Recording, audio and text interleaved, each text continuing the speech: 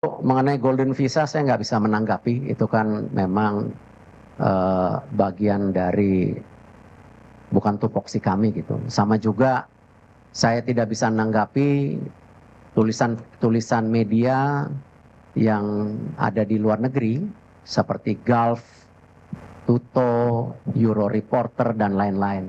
Ya tentu mereka punya penilaian sendiri dan saya rasa mereka punya pandangan sendiri. Saya juga nggak mau komen dengan hal-hal seperti itu. Tapi saya mengapresiasi itu yang saya atas seperti yang di New York Times juga ditulis oleh beberapa media luar negeri yang menyatakan bahwa pembangunan tim nasional Indonesia sudah ke arah yang baik dengan mensinkronisasi semua kepentingan di atas segalanya sehingga program ini transparan. Karena itu banyak sekali pemain-pemain berkualitas yang bergabung.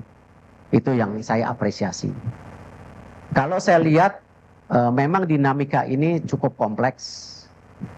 Kalau saja waktu itu kita mengambil keputusan yang tergesa-gesa mungkin kurang baik juga. Tetapi kita sudah dirasakan sejak pertandingan, bahkan sebelum pertandingan Indonesia melawan China. Ya, cuman waktunya terlalu mepet waktu itu. Waktunya terlalu mepet dan ya yang terbaik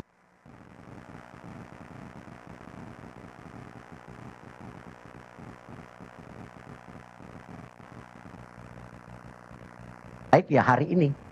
Karena kita masih punya waktu hampir 2,5 bulan untuk persiapan. Karena saya juga tidak mau ya mengambil sebuah keputusan yang membuat tentu keadaannya tidak baik. Nah, cuman dengan segala evaluasi perhitungan, waktu 2,5 bulan ini cukup. Ya, tidak tergesa-gesa hanya pada saat waktu dinamika yang terjadi Indonesia lawan China waktu itu. Itu yang saya bisa sampaikan. Ya, Mbak. Terima kasih, saya Fitrianto dari Republika. Pak Erik, apakah keputusan ini berkaitan dengan keselarasan dengan pemain-pemain naturalisasi yang mungkin kurang begitu baik dengan STY sehingga harus diganti di menjelang 2 bulan laga selanjutnya? Menurut saya sama saja. Tapi kalau kita lihat sekarang dengan banyaknya di tim nasional yang bermain di luar negeri, tentu dinamika daripada masing-masing individu itu menjadi perhatian. Dan kalau kita lihat nanti salah satunya di tanggal 12 malam rencana ada pertemuan pemain-pemain tim nasional kita yang berkarir di Liga Indonesia untuk bertemu pelatih baru. Ya, kita nggak mau beda-bedain itu, tetapi perlu dinamika yang terjadi di komunikasi ini harus lebih merata. Ya, jadi tidak ada pemain juga yang terjebak pemain ini baik, pemain ini kurang. Menurut saya itu bukan judgement yang baik. Ya, tetapi kita harus melihat tim ini sebagai sebuah komposisi yang satu. Sama. Di sepak bola itu yang paling berat ya memang intangible atau sesuatu yang tidak terukur. Salah satunya ya teamwork itu. Kekompakan antara pemain, pelatih, ya PSSI dengan tim, PSSI dengan pelatih itu paling dinamika yang tentu menjadi tolak ukur yang tidak mudah diprediksi. Tetapi yang tadi saya sampaikan, kalau kita coba sebaik-baiknya, paling tidak titik-titik ini kita bisa kurangi gitu.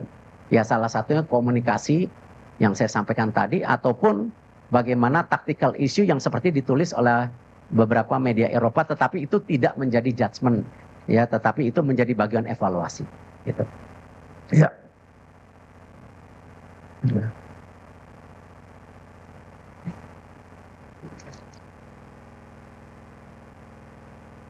Baiknya, mau dibantu yang Cek. Selamat siang Pak Erik, saya Sony dari Kumparan. Pak, ingin bertanya terkait detail kontraknya Pak, apakah ini putus kontrak sepihak atau bagaimana? Kemudian adakah kompensasi yang harus dibayarkan PSSI terhadap Sintayong? Karena kita tahu sebelumnya sudah ada kesepakatan sampai 2027 ya Pak. Terima kasih. Ya, semua kontrak kita harus hormati, karena kalau kita ingin menjadi federasi yang kredibel, ya kita harus menjaga kesepakatan yang sebelumnya. Sama ketika kita memperbaiki Liga Indonesia, ya salah satunya kita menekankan kepada klub-klub. Ya kita nggak mau lagi ada isu mengenai pemain yang tidak dibayar, pelatih yang tidak dibayar, karena itu salah satu yang kita dorong klub. Standarisasi klub yang ada di liga, klub licensing itu kita akan terapkan di tahun depan, bahwa klub-klub yang melakukan pelanggaran itu tidak hanya dikurangin subsidinya tetapi poinnya. Nah, kalau kita melakukan itu di liga tetapi PSSI sendiri tidak respect dengan apa yang dikomit, ya saya rasa bukan menjadi contoh yang baik. Kita harus menghormati segala perkataan dan kontrak-kontrak tersebut. Jadi kita tidak akan, dan Pak Marji, Coach Sintayong tanda tangan surat terimanya. Nah tentu nanti antara lawyer dan lawyer akan bicara untuk follow up kompensasi yang sesuai dengan nilai kontraknya gitu ya.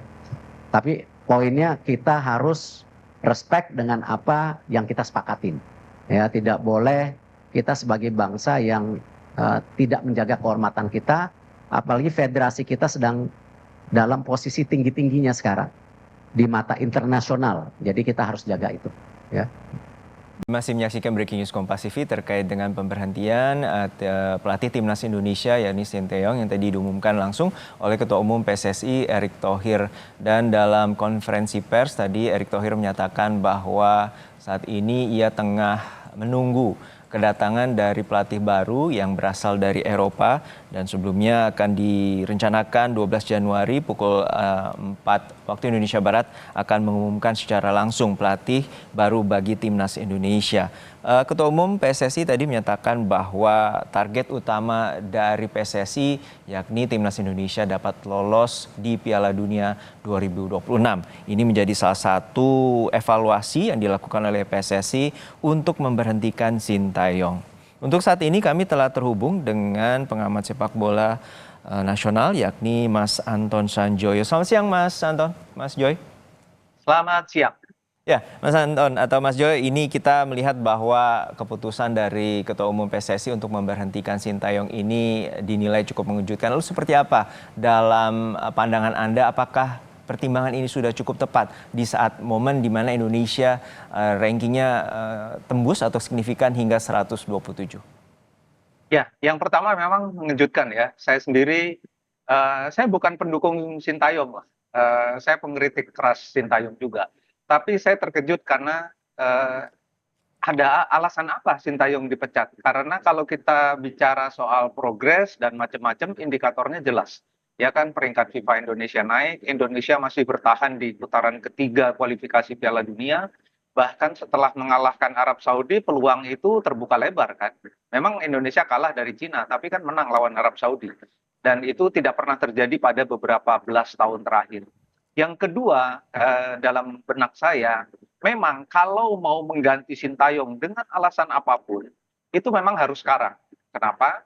Karena targetnya Indonesia lolos ke Piala Dunia kan. Masih ada 1 bulan bersih lah, karena main lagi itu bulan Maret. Jadi kalau menunggu lagi untuk mengganti Sintayong beberapa pekan ke depan, terlambat. Karena pelatih baru, siapapun dia harus beradaptasi dengan kondisi tim, dengan pemain, dengan environment-nya semua, adaptasinya cukup lama. Nggak mungkin dalam bulan depan. Jadi memang harus saat ini juga diputuskan. Jadi itu pertimbangannya. Tapi pertanyaan saya tetap, apa alasan PSSI? Dugaan saya karena dari Eropa akan menyesuaikan dengan sebagian besar pemain timnas senior yang ada sekarang, kan jumlahnya ada 16 atau 17, bahkan akan nambah lagi ya. Jadi mungkin nanti full diisi oleh pemain ex-Eropa yang pernah bermain di Eropa dan diaspora yang sekarang berbendera Indonesia. Jadi tim ini akan benar-benar rasa Eropa.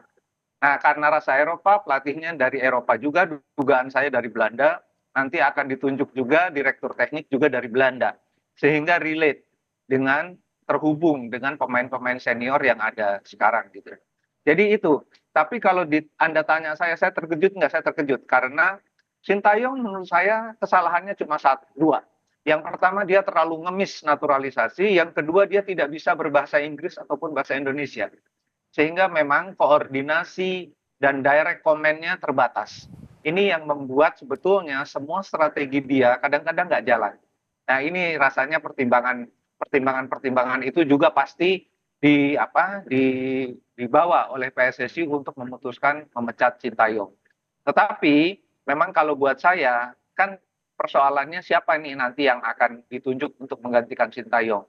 Apakah kalau dalam benak saya kalau bukan pelatih kelas 1 asal Belanda yang bahasanya sama Kevin Dix, sama Jay Itzes dan macam-macam, itu rasanya juga akan percuma. Tapi kalau bahasanya sama, ya mungkin ada berkahnya. Tetapi memang masih gambling. Sintayong tetap pun Indonesia belum tentu lolos.